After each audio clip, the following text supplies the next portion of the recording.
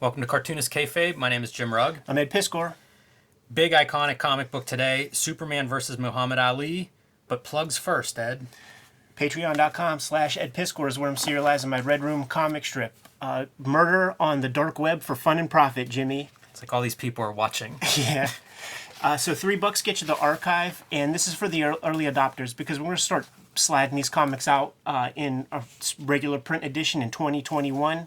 Issue 1 is on the Patreon right now, but every Tuesday I put up new strips for the early adopter. And we sold out of the X-Men Grand Design Omnibus. That's in stores now, so get it while it's hot because it's going to disappear for a while before it's reprinted. But figured, why not put the Ed Piskor Studio Edition on the auction block to go out into the wild because we're getting close to selling this out as well. And by the way, this is a treasury edition. Open up the whole way to get a sense of scale of what you're looking at here with this Ed Piskor Studio Edition. Yeah, giant it's book. It's a big book. 5 pounds of paper. It is going quick. My latest graphic novel, The Plain Janes, was named to NPR's Best Books of 2020 list. If you are shopping for an art lover, ladies first, young adult, comics and graphic novels, one of the categories is like long form, which seems like a kind of a weird criteria. But if you have a reader in your life who fits any of those categories, Plain Janes is the book for them this holiday season. It's about a bunch of high school outcasts who turn to public art to try to spice up their suburban life. And of course, it doesn't go as smoothly as you would expect, as several people respond to that, from the local police to the popular kids at school. So art crimes, guerrilla warfare through public art in suburbia, The Plain Janes. But the reason we're here today is to talk about Superman versus Muhammad Ali by Neal Adams. I don't even know where to begin. This is a huge book, huge personalities, both featured as characters, fictitious and real, as well as the creator Neal Adams behind it. This is 1978 release date, same year as the Superman movie. I mean, this is giant, right? This is huge. I think they were working on it for some time when they were constructing this comic, and just like the Genesis Sega Buster Douglas boxing game that came out, when they start working on the thing, they're the champion. When the shit releases and sees the light of day, they're not. Neal Adams, kind of like Toth, I don't know that he has a masterpiece comic, something that's like his crown jewel in his cap. It's like we all recognize the achievements he's made in comics as an artist, bringing kind of like a more illustrative, contemporary vibe to a medium that was really drawn by all kinds of old crusty dudes who were doing it, in the 30s. Yeah, he was a commercial artist illustrator coming to comics. Usually it was the other direction. Yeah. For generations it was the cartoonists trying to get the illustration direction. Neal Adams went the opposite way, and he brought a lot of the professionalism of illustration to comics. As good as his art is with all of those techniques, he also did business stuff behind the scenes. Yeah. Tried unionizing a little bit, was a guy who fought to have original art returned to the artists, just really did a lot of stuff behind the scenes that makes our life better. And by us, I mean anybody that loves comics. Pretty significant in that, and a lot of that's invisible, but a huge figure in comics history. So that's probably, that's his giant contribution to comics, but this is the best-selling DC comic that sort of has ever been in print. It's been in continuous print in various formats, and you could get your modern gray reprint at the comic shop right now. Just this cover alone, I was gonna say, you could tell. And you know what? It's a statement too, because you'll see Jimmy Carter, but you'll see William Gaines. So it's not Jerry Garcia. Huh? So you'll see, it's the celebrity guests, man, comic people and celebs. So it's like he's kind of super marrying cool. Those worlds. And we'll look at the inside cover kind of keys everybody on here. It even has like codes as to who these characters are. Some are fictitious, obviously Batman, but what me worry? Yeah, exactly, man.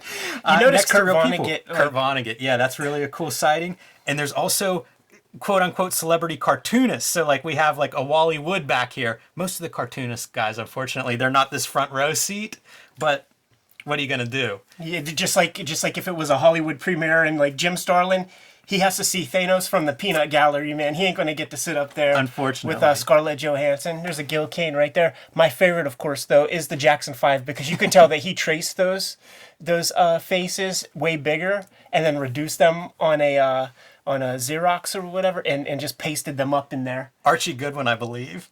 It's fun to see a guy like Archie Goodwin because we grew up with caricatures of him in like Epic, you know, the text pages and stuff in Epic Comics. So kind of cool to see him there. You could spend like all day just on this, man, trying to figure out like who's who. Pittsburgh's own Andy Warhol in the audience. Yeah, for sure. You're not gonna have a fight like this without Andy Warhol, right? Absolutely. He was there at WrestleMania 1. So pretty fun, you know, a lot of great comics don't have great covers. This is about as good of a cover as you could get, right? Neal Adams it was like Neal Adams and Joe Kubert were the cover artists for DC, man. They know how to construct a compelling image. According to Wikipedia, Joe Kubert was the first cover artist for this book. And it didn't deliver the goods. And so Neal Adams, who should be the cover artist for this book, steps in. And I mean, here's your breakdown. So this is your key to finding like who everyone is in that crowd. And the code, right? Showbiz personalities, celebrities, politics, sports, literature, and arts, DC staffers, you know, just all down the list. DC characters. Awesome. Like, what a cover. You know, that's the way you kick off a huge book like this. It's perfect. And when it comes to an art job, Neal, I think this is like one of the strongest Neal Adams art jobs in all of his comics. Yeah, you wonder, like, he had to recognize the magnitude of what he's doing here. Like, this could be a great seller. This could be the thing that I'm known for, and it feels like he goes for it in this. Absolutely. It's a little preposterous in that way, but shouldn't it be? It's Superman and Muhammad Ali. If it wasn't super far out, I would blame the creators. And the creative list here, based on an original story by Denny O'Neil, adapted by Neal Adams, penciler Neal Adams. I don't know what adapted means, if he's actually writing the finished script or not. Yeah. Kind of curious about that. Inkers Dick Giordano and Terry Austin, and again, I'm citing Wikipedia here. They say Giordano inks the figures, I believe and it. Terry Austin inks the background. You can see it. And if so, I think that's brilliant. You make your figures pop if you have two slightly different hands between foreground background. And here's the thing, like Dick Giordano, he will lay down that thick line, and Neal Adams is a tricky penciler to ink. He doesn't draw in black and white line reproduction. There's a lot of modeling and gray value. Gene Colan, another penciler of that sort. And you need a very, very smart. I'm not saying Terry Austin isn't. Right. It's just that Terry Austin has a very deliberate pen. So he's got this thin pen. It's almost manga because he's got like the technical drawing, and then you have the guy with like the energetic, flowy line on the figures that can really do a good job translating the doodly Neal Adams artwork. Yeah, another inker that I think is good for this is Tom Palmer Sr. Absolutely. As a guy who did some Marvel work with Neal Adams. Yeah, and Gene Colan, as you said. But the one of the sad sort of facts about Neal Adams' comic career is there's never been bigger mismatches with the artistic talent and like the writing collaborators. Denny O'Neil is his best shot. Like Denny O'Neil has a little bit of life in the pages, but then when he jumps to Marvel, it's like Roy Thomas, and it's the most incongruent tandem between a artist and a writer, I think, ever in comics. Yeah, interesting. I just want to round out the credits. Gaspar Saladino is your letterer. That name has come up in commenters underneath our YouTube videos. It's not a letterer I know much of, so I don't know if he's phasing out around this time, you know, like a long career, and this is maybe one of his peak achievements in some ways, but the lettering looks great. Color is Corey Adams, which I believe is Neal Adams' son, I'm guessing. And editor Julius Schwartz, who's kind of a legendary DC editor, Superman editor. Yeah.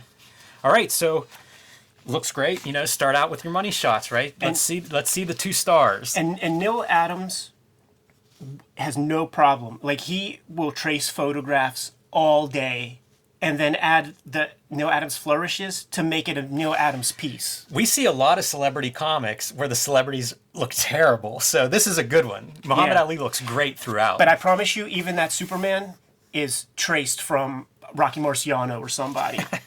And I'm sure this background is traced. What a cool background. Yeah. Color strikes me right away. Like, there are a lot of colors on this page that you wouldn't typically see. Some of the grays and things that are used. Neal Adams, one of the things he fought for behind the scenes was getting that 25% yellow being used at both companies. One company already used it. He kind of went to the other company and said, hey, they use it, why aren't we? I can't remember which was which, but it allowed for another few colors to be added to that 64 color palette. And I'm sure he's working closely, you know, if it's his son, is Corey, I'm sure he's working closely with Corey and being like, this is what I have in mind. Some of the modeling, like you look at it, and it looks like a 4-color version of a Continuity Studios book. Yeah, You yeah, know, especially like- this green Yeah, to me really it's strikes. so funny because I was just pointing this weird color out as being like just like a weird muddy kind of continuity type color. I often think with comics, I think about like that centerpiece, and you see these strong centers. Obviously, Neal Adams, you know, Love this composition. really great. I like the color on this guy because it reminds me of those old Charltons where the figure would be all the same color. Yeah. It kind of works here pretty well. I felt- this is a nice composition, very heroic. Exactly. I felt really good. It's 3-point perspective. So it's like he's probably, you know, shooting a photo, like, you know, grabbing a guy, but then adding some 3-point perspective into this, man. I was very nervous busting this out again because I remember reading it and thinking like, man, the aliens were so cheesy. We're going to have to bust on Neal Adams' alien work. But not bad. Yeah, not bad. Not bad. I remembered them being far more Silver Age looking than they really are. And I think they do a good Muhammad Ali. Yeah. Attitude-wise, not just drawing, but you Yeah. know, like the alien slaps him because I can't remember why. I think he talks back to him about hitting Lois Lane, and Muhammad Ali's like, "You're in trouble," and doesn't hesitate to strike back. So you know, they capture that kind of blustery, huge personality that I associate with Ali, which is really cool to see, and gives this book a lot of its charm, a lot of its soul and character. It has a lot of that promo talk too. Oh, like yeah, like man. whenever it's time for him to go into the ring, man, that fly like a butterfly, sting like a bee type shit. Like there's a lot of that in here. So this alien shows up, and basically he is there to destroy Earth, but he has a huge, like, all these alien races are with him, and so he has this plan where it's going to be a fight between like Earth's champion and his alien champion to determine the fate of the world. Don't dwell too much on the plot, everybody at We're home. just having fun, man. Yeah. We're just having fun. Come on. But of course, Superman, you know, Clark Kent, they're there covering Muhammad Ali, you know, trying to get a story whenever all this happens. So he runs off, turns into Superman, and now it's Superman and Ali both dealing with this alien.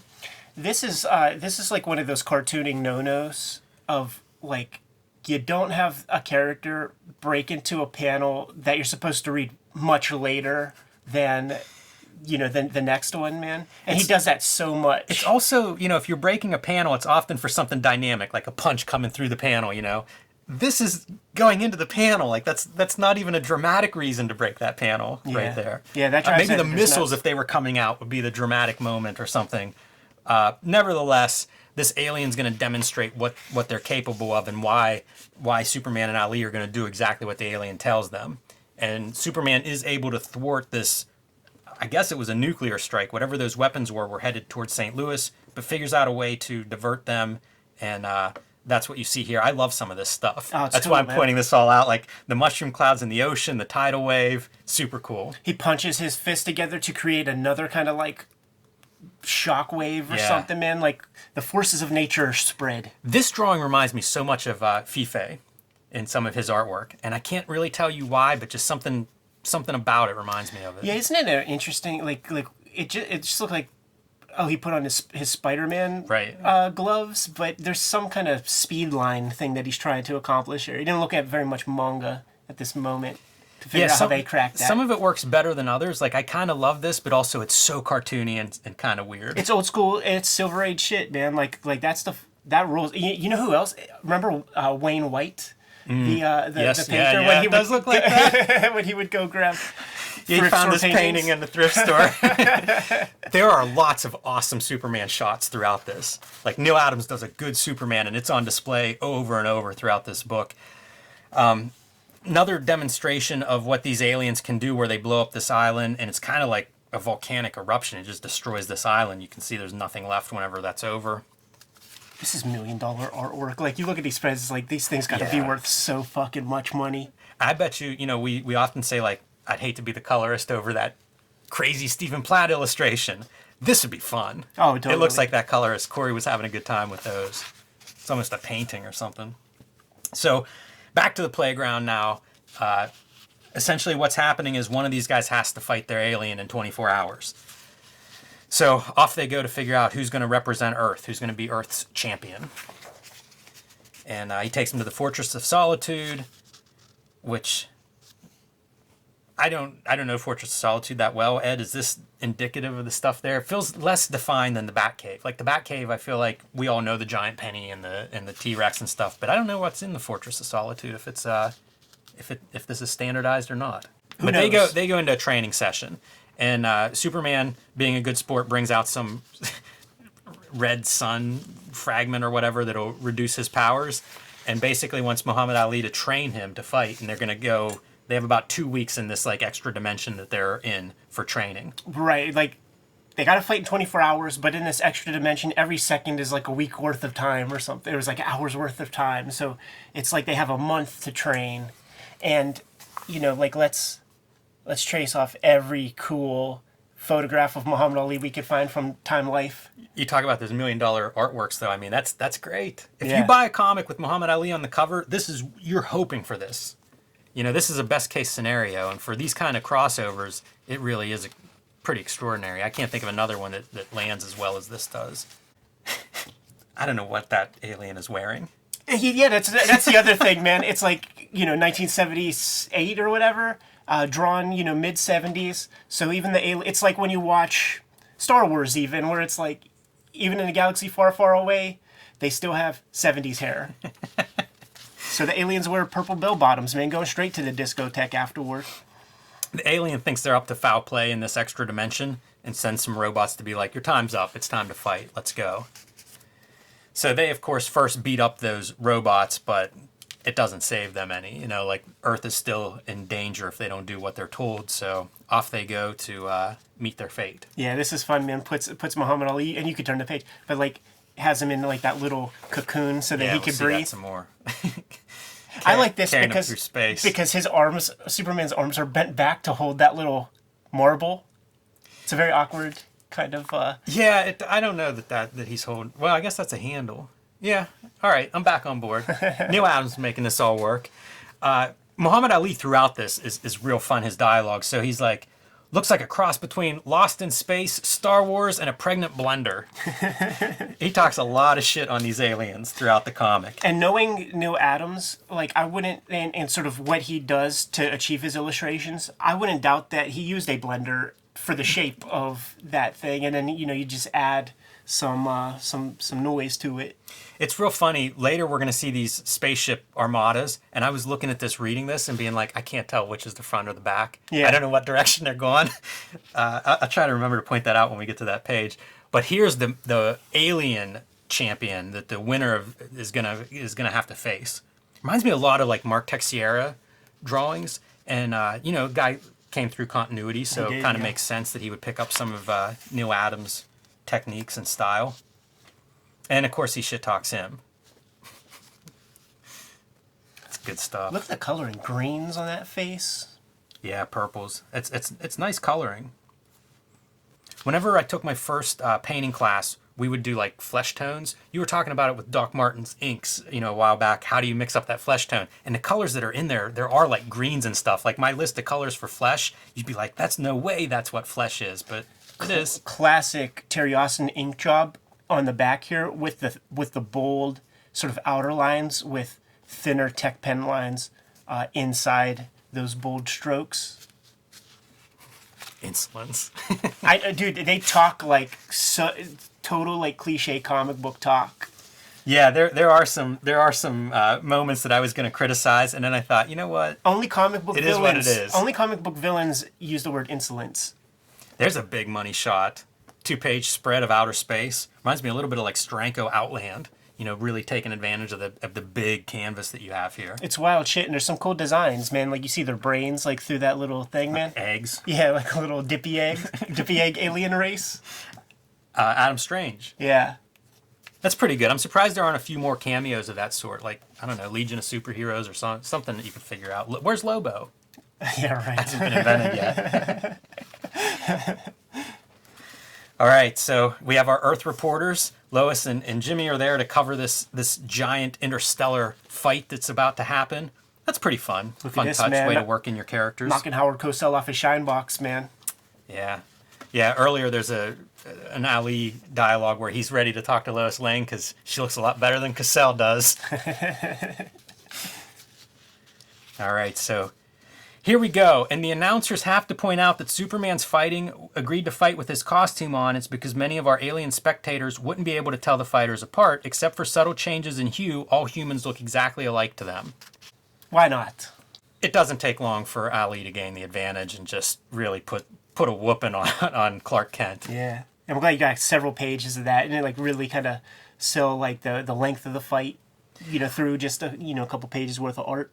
I like this spread quite a bit. I always think about superhero comics as like fight comics, and trying to figure out how to do good fight scenes or fight scenes that are different or memorable or different than other ones that are in the book. So I think this works real well as a 2-pager. You get some close-ups, some full shots, some different camera angles. I like the page. Well, it's back a ways, but when they're training and Muhammad Ali is talking about like the different kind of punches. Yeah. The jab is you're just asking a question. You're just trying to find him. You know what? It's worth pointing that out. I meant to mention that because it's great. They talk a little bit about kind of the science of fighting, and Superman's like, I had no idea there was that much involved, like technique and craft, and it's kind of great to see some attention paid to that. A hook begins as a question.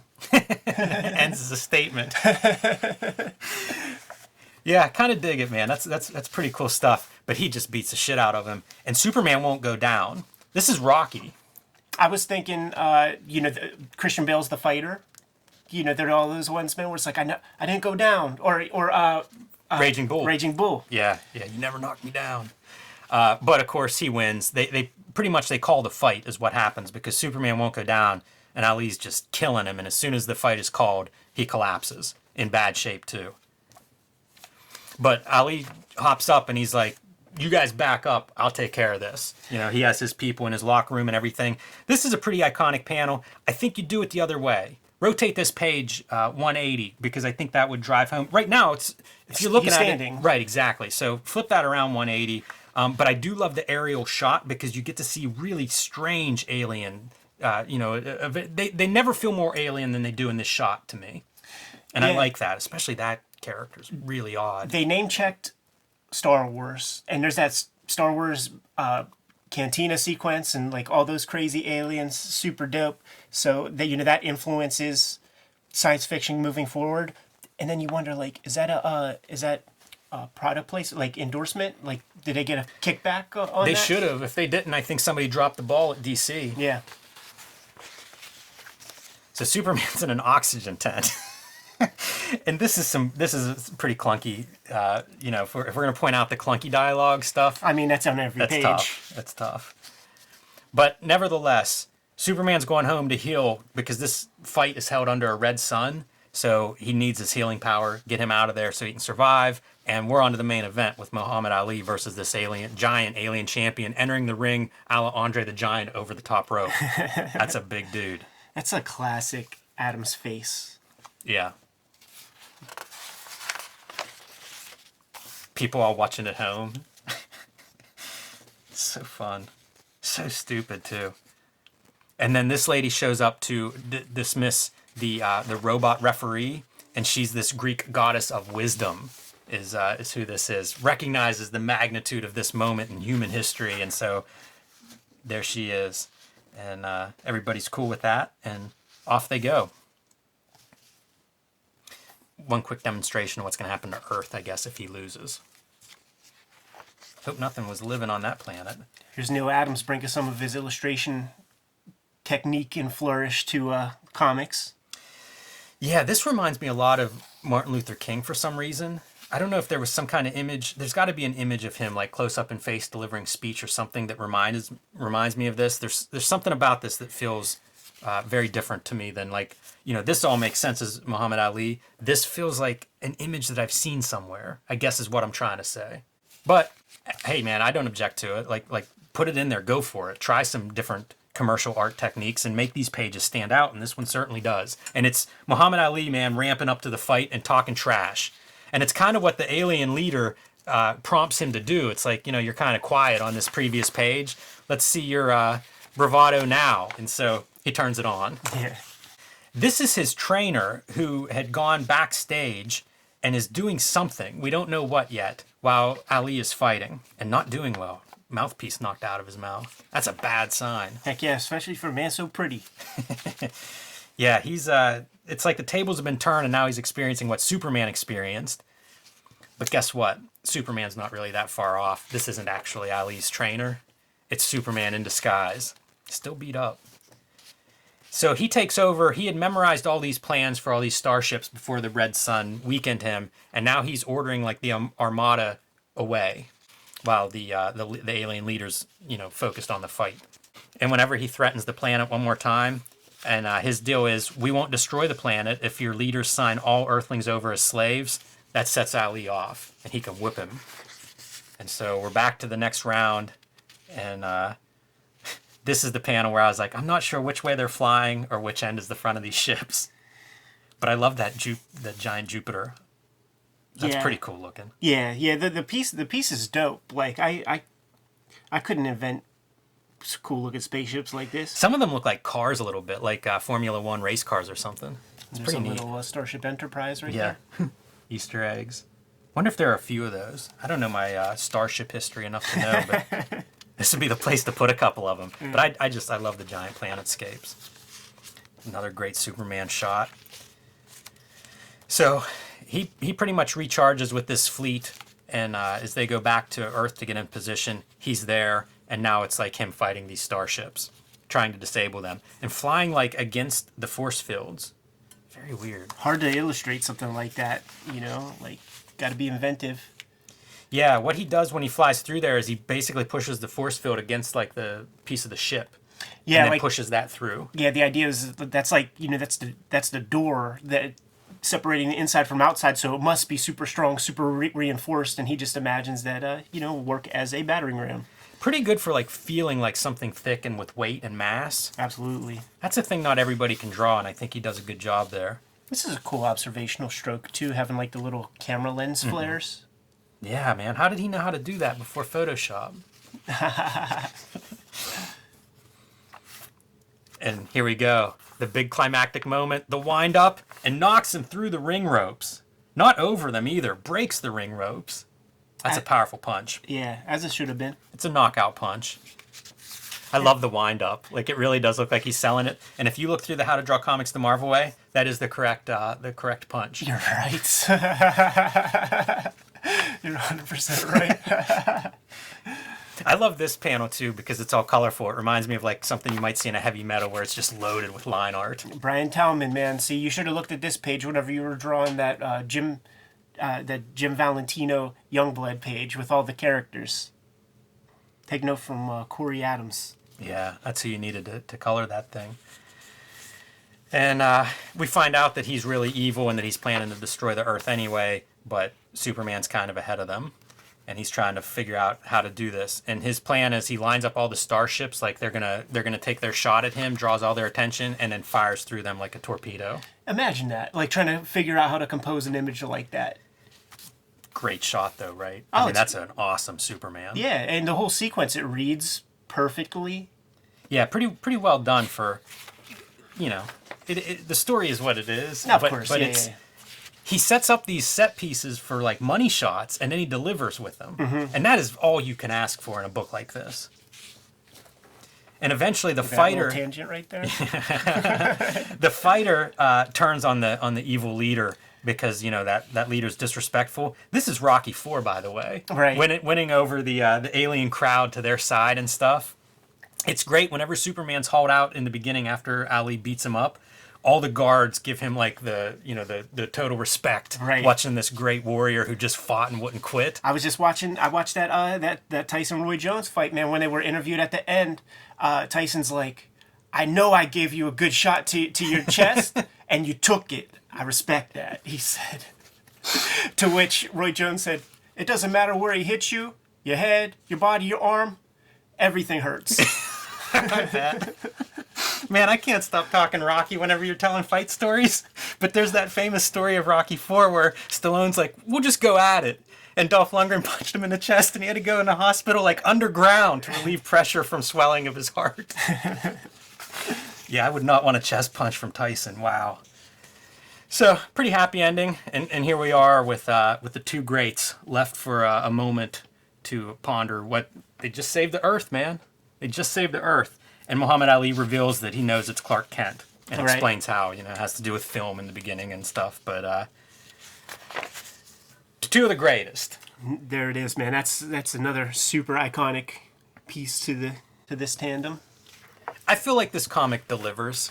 There's lots of these sorts of crossovers. If you were a kid, if you didn't read comics and you're like Muhammad Ali and Superman, I think you leave happy with this. I agree, man. You leave way more happy with this than you do Muhammad Ali versus Antonio Inoki in the professional wrestling ring. Absolutely.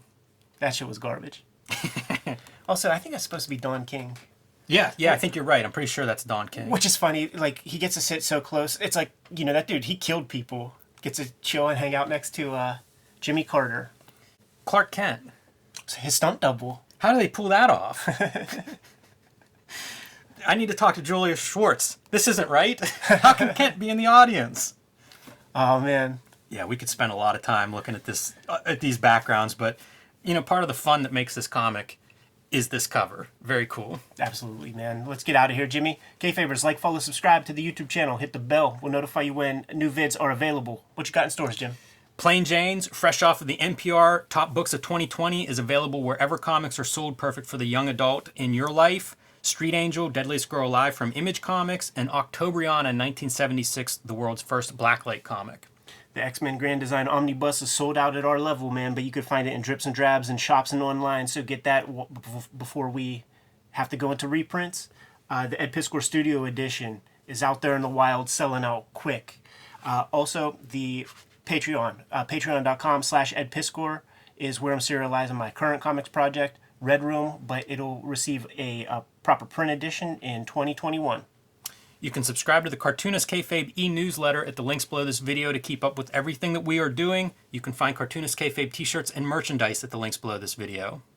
Is that Lucille Ball? Hey, Jim, give them some more marching orders, dude. Read more comics.